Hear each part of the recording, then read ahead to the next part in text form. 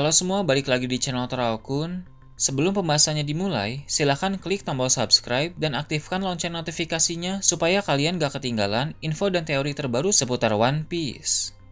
Buat kalian yang mau informasi tambahan soal SBS atau databook, kalian bisa follow Instagram Toraokun. Di sana admin akan memposting soal SBS, databook, dan berbagai teori singkat.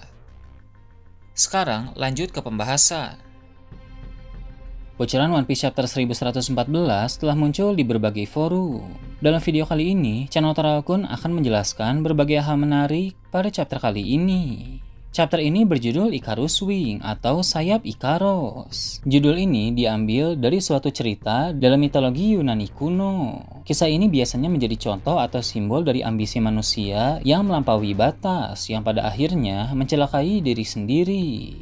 Masuk ke dalam cerita, diketahui bahwa siaran Vegapunk masih terus berlanjut. Siaran itu bisa menjangkau banyak tempat di seluruh dunia, karena tujuan Vegapunk memang seperti itu. Dia ingin informasi yang hendak dia sampaikan didengar oleh orang sebanyak-banyaknya. Orang-orang di seluruh dunia pun masih menonton dan mendengar apa yang akan dikatakan oleh sang ilmuwan itu. Setelah mengejutkan publik dengan mengungkap fakta dunia akan tenggelam ke dalam lautan, kini Vegapunk melanjutkan siarannya dengan membahas soal abad kekosongan, suatu topik yang sangat penting dan misterius dalam sejarah. Tentu Vegapunk mengetahui hal-hal yang penting tentang abad kekosongan karena dia sudah belajar dari literatur peninggalan Ohara. Namun meski begitu, dia mengaku bahwa sebenarnya dia pun tidak tahu terlalu banyak tentang hal tersebut. Jadi, walau ada hal-hal penting yang dia ketahui, tapi masih ada banyak hal juga yang masih misterius dari abad yang hilang itu. Misteri tentang abad kekosongan belum akan terungkap seluruhnya dari siaran Vegapunk saja. Kita masih harus bersabar dan menunggu cerita berjalan lebih jauh untuk mengetahui semuanya. Pada masa depan nanti, Robin harus menemukan Rio Poneglyph dan Luffy harus menemukan One Piece. Barulah kita akan tahu secara menyeluruh tentang misteri abad kekosongan. Tapi, apa yang akan disampaikan oleh Vegapunk saat ini pun sangat menarik untuk disimak. Vegapunk lalu membahas soal Joy Boy. Seperti yang kita tahu, Joy Boy merupakan karakter yang sangat penting dan memiliki peran signifikan dalam masa lalu dunia One Piece. Menurut Vegapunk, Joy Boy adalah seorang pemuda yang berasal dari kerajaan kuno sekitar 900 tahun yang lalu. Sampai sejauh ini, berdasarkan cerita yang terangkai dan misteri yang saling terhubung, Joy Boy dan kerajaan kuno memang berkaitan erat. Dengan begitu, tak heran bahwa dia berasal dari kerajaan tersebut. Di sini Vegapunk baru mengatakan bahwa Joy Boy berasal dari sana, tapi belum dijelaskan apa posisi Joy Boy di kerajaan itu. Entah dia pemuda biasa atau sosok yang memiliki kedudukan penting dalam pemerintahan kerajaan kuno. Namun kita tahu pada akhirnya dia menjadi pemimpin dari kerajaan kuno dan dia ikut berperang melawan aliansi 20 kerajaan. Joy Boy pasti memiliki kelompok atau kru yang ikut bertarung bersamanya dalam perang tersebut. Nanti pasti akan diperlihatkan semua nakama Joy Boy, tapi seperti biasa di awal hanya akan diperlihatkan siluetnya saja. Dalam siluet tersebut hanya beberapa yang mungkin bisa dikenali. Ada sosok raksasa yang memakai topi jerami. Dia tentu adalah Joy Boy pada masa lalu yang juga menjabat sebagai kapten di kelompok mereka. Kemudian ada sosok gajah dengan ukuran besar yang sudah pasti adalah Zunisha. Lalu ada siluet dari robot kuno yang sekarang ini ada di Pulau Egghead. Dan ada juga siluet seorang samurai dengan tubuh normal. Ada kemungkinan itu adalah Ryuma karena dia juga hidup ratusan tahun yang lalu. Itu hanya beberapa nakama yang bisa dikenali saja. Selain itu masih banyak lagi siluet lain yang masih misterius. Mungkin salah satunya adalah Poseidon pada masa lalu yang hidup ratusan tahun yang lalu. Setelah itu, Vegapunk pun melanjutkan bicaranya dengan bilang bahwa Joy Boy memiliki kekuatan peregangan. Seperti yang kita tahu, Luffy juga memiliki kekuatan tersebut berkat buah iblis Hito-Hitonomi model Nika yang dia konsumsi. Meregangkan tubuh seperti karet merupakan kekuatan dasar dari buah iblis itu. Kekuatan peregangan memang terdengar konyol, tapi kekuatan tersebut dimiliki oleh orang yang sangat penting.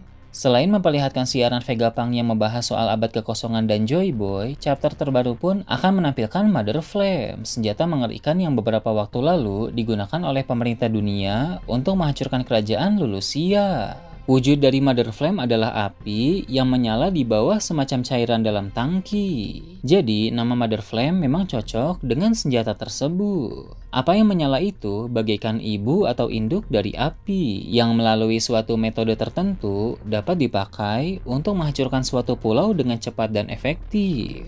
Apabila Mother Flame sampai diproduksi lagi dan dimiliki oleh pemerintah dunia, maka hal tersebut akan sangat berbahaya. Sebab, seperti yang telah dibahas tadi, serangan dari Mother Flame bisa memusnahkan kerajaan Lulusia dengan cepat, dan bahkan memunculkan lubang besar di lautan tempat kerajaan tersebut berada.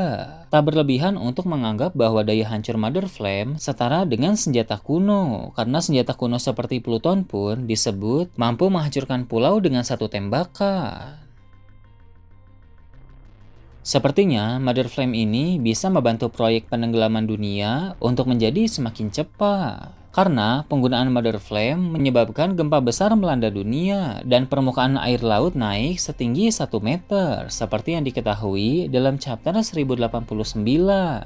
Semoga saja nanti akan semakin jelas tujuan utama dari pemerintah dunia ingin memiliki Mother Flame. Memang salah satu tujuannya agar bisa menghancurkan pulau dengan mudah, namun tidak menutup kemungkinan adanya tujuan lain dari Im Sama.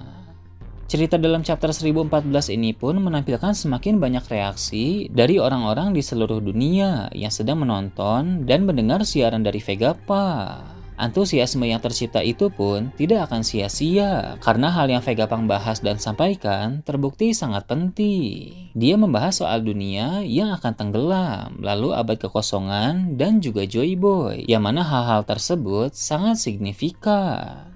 Usai siaran dari Vegapunk nanti, akan ada dampak besar yang terjadi setelah orang-orang mengetahui informasi penting yang disampaikan oleh sang ilmuwan itu. Dampak besar itu bisa berupa kepanikan yang timbul karena takut dunia tenggelam, dan ada juga persiapan-persiapan untuk mencoba menanggulangi bencana besar tersebut. Selain itu, masih akan ada beragam dampak lain lagi yang tercipta yang akan membuat keadaan dunia tak lagi seperti sekarang. Ini adalah salah satu fase menuju penghujung cerita One Piece. Kisah Joy Boy ini terjadi di Arc Egghead. Pengumuman Vegapunk soal abad kekosongan juga terjadi di Arc Egghead. Itu berarti Arc Egghead memang menjadi semacam lonceng menuju perang akhir nanti. Karena memang berhubung sekarang sudah memasuki saga terakhir. Nah, itu tadi berbagai hal menarik pada chapter 1114. Gimana menurut kalian? Silahkan tulis di kolom komentar di bawah. Oke, segitu aja untuk pembahasan kali ini. Jangan lupa like, share, dan subscribe untuk video menarik selanjutnya. Gue Tora Okun, Shambles.